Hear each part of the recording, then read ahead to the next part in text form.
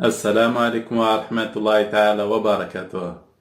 بعد كثرة الحديث حول مسألة انضمام لاعب نادي فيردر بريمن الألماني اللاعب فايزر بصفوف محاربي الصحراء من عدمهم، ها هو اللاعب يخرج عن صمته ويؤكد لمجلة كيكر الألمانية بأن الجزائر لم تدر ظهرها له، خاصة بعد كل التأويلات التي انتشرت عبر مختلف وسائل الإعلام في ألمانيا والجزائر.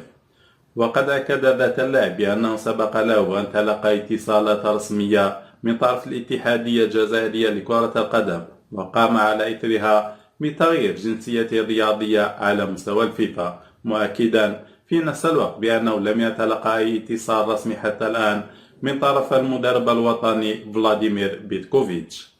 وواصل ذات اللاعب كلامه بالقول بأن الأخبار التي بحوزتي من داخل بيت الاتحادية الجزائرية لكرة القدم تؤكد لي بأنني سأتحصل على فرصة اللعب لصالح الجزائر خلال الموعد القادمة، وهو ما يؤكد بأن اللعب سيكون وبنسبة كبيرة جدا جديد المنتخب خلال طرابلس شهر مارس القادم.